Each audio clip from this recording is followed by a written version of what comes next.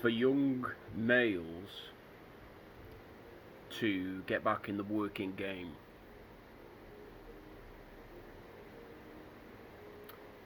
amendments have to be made on the government's behalf. Or better yet, all companies must make amendments in order to meet the needs of said guys that are now currently leaving the working market. I'm not necessarily referring to finance, while it puts food on the table and pays bills and helps support people. It's not the most important thing in the world. Our spiritual and psychological health is the most important thing that many people take for granted nowadays. The only way, like I said, for any man for that matter, even the youths, to consider getting back into the working game is if the government make amendments within the court of law when involving businesses or any said CEOs that run their own business. Now, if they're currently looking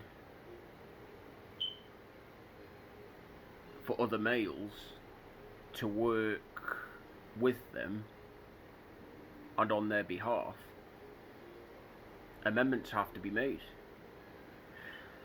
Because one, we're not going to settle for disrespect nor disgrace. We're not going to settle to peer pressure either.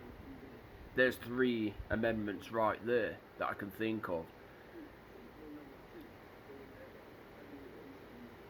And if you want a guy that potentially, like I said, has a brain and a heart bigger than the universe and space themselves, amendments have to be made.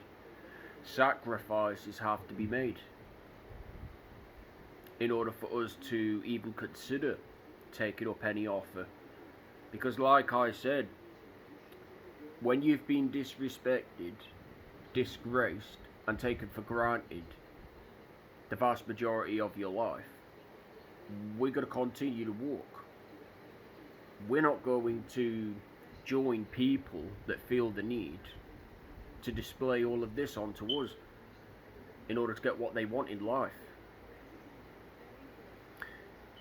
If people want to live like a degenerate, that's your call. Some of us chose the narrow path in life where we want to follow the gospel instead. And if anything that you are trying to sell on to us doesn't align nor correspond with the gospel, we're going to keep on walking away. Now, some of us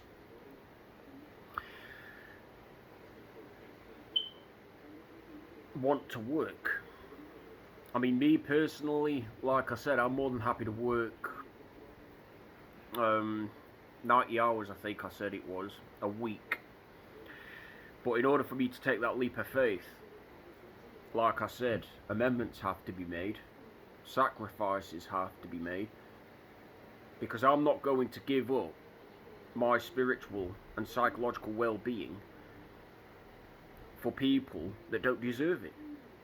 I mean, what do you bring to my table? For one, is what I ask onto each and every one of you. What do you bring to my table? And once again, I'm not necessarily referring to finance. While it plays a small role, it's not what I'm looking for. I'm looking for like-minded individuals that know how, that so happen to want the same things in life, that so happen to want the same peace of mind and peace of heart, the same spiritual and psychological well-being, growth, evolvement.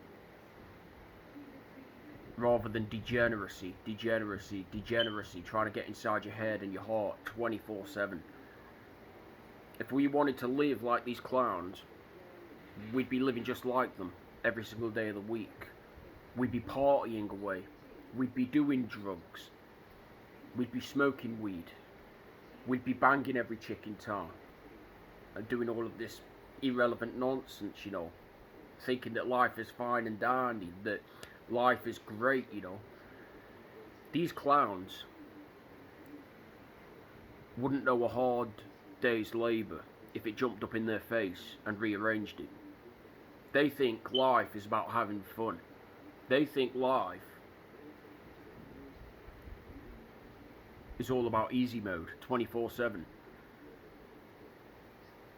And like I said, you're on the right path when you're on the narrow path and life stops becoming easy.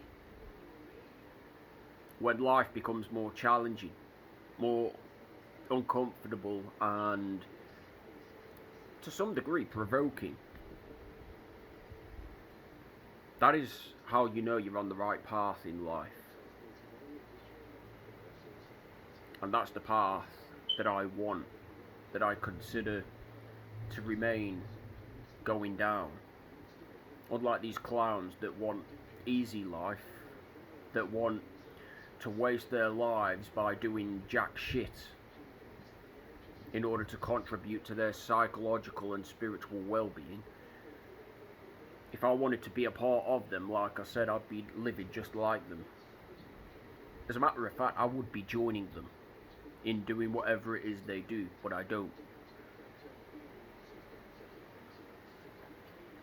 And there we have it. So the only way this is going to work is, like I said, if amendments are made and sacrifices are made on behalf of the government side and the workforce's side. And once again, if the finances are mediocre, we're not going to settle for that either. I mean, why should, those of us that deserve better work for peanuts only to snap our back in half to get whatever small wages we earn taxed upon? It's not right. It's immoral. It's unjust. There's just no need for it. And we're not going to work a mediocre job.